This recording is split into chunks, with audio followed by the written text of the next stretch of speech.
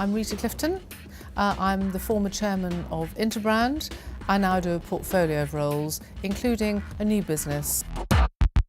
What's interesting about the creative industries, whether they're startups, whether they're mature businesses or whatever, is that sometimes you can have a case of cobbler's children, which is that you're very good at advising other organisations on how you can do the creative thing very well, but not quite so good often at doing it to yourself. I quite often hear from startup businesses, SMEs and so on, that, the branding thing is all very well, but frankly, they haven't got the budgets to, spend on advertising and marketing and so on.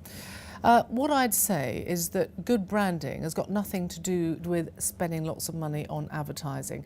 Advertising is a good accelerator, a good amplifier, but it's not the same as branding. Branding is about everything that you do that's distinctive every day, from the way you answer the phone, the way you recruit and train and develop people, to the way, of course, that you service clients. I'm David O'Hearns, Creative Director at Vibe in Macclesfield, and we are an integrated digital PR and brand agency. Each client will have a different requirement, but our skills being under one roof means that we can control the brand and the experience that the client wants to have with their brand without the messages being fragmented. In terms of how you go about building a brand in the first place, obviously it very much depends on your organisation, the culture of your organisation. Sometimes, great businesses are started by one visionary individual. They've got a very, very clear point of view about what the business is going to be about, what the brand is going to be about. They epitomise the brand, and then they kind of lead people and attract people to working with them on that.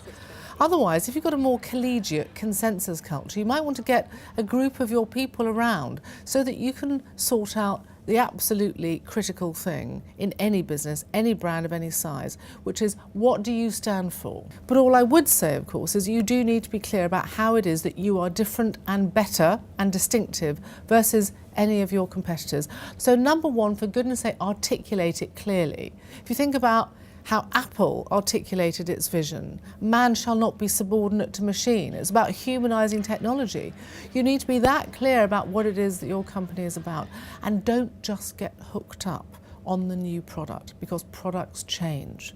If you just think about how Apple products have changed, IBM products have changed, Google has developed, things move on.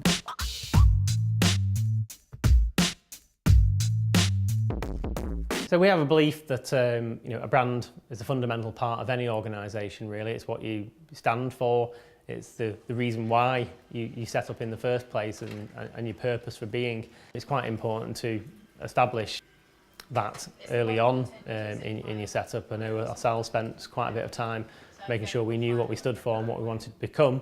And it helps on a number of levels as a startup. It gives you the opportunity then to say, well, if I'm going to appoint new people to different areas of the team, it's easier to start to interview based around some of the values that you have within the brand to appoint those people. So they're 80–90% closer to the types of people that you want to represent your organisation. My name is Steve Carsey. I'm the Director of Television and Online for Sassy Films. In that capacity, I oversee the development and creative strategy for all our broadcast operations across traditional TV and online platforms.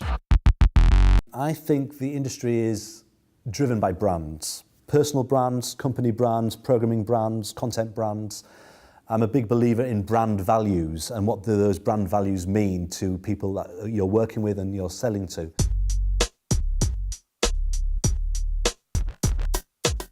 When we're creating content, we should be thinking in terms of marketing. We should be thinking in terms of who the audience is and selling an idea to the audience and creating a brand that has an impact on people's lives and engages them emotionally.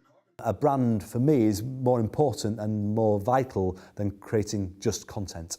The brand is deeper than just the visual side of it. Logo, colour palettes, typography are important, ultimately the clothes that you wear, but it's how you behave, what you believe in, how you deliver a service or how you deliver a product to someone. The brand should influence all of those decisions. I have a personal brand.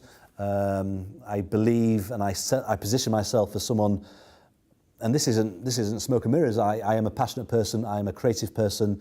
I think if you ask people in the industry who is Steve Carsey, they would say he's a passionate guy, he's a creative guy, he's a nice guy. And I think those are all important things. I think if you're any, I think those three things are vital to succeeding in this industry.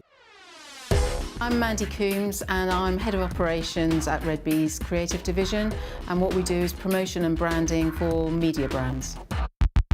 Red Bee's an interesting company because we started life as an in-house department at the BBC, and there came a point where we'd been trading commercially and then we were going to formally break away from the BBC.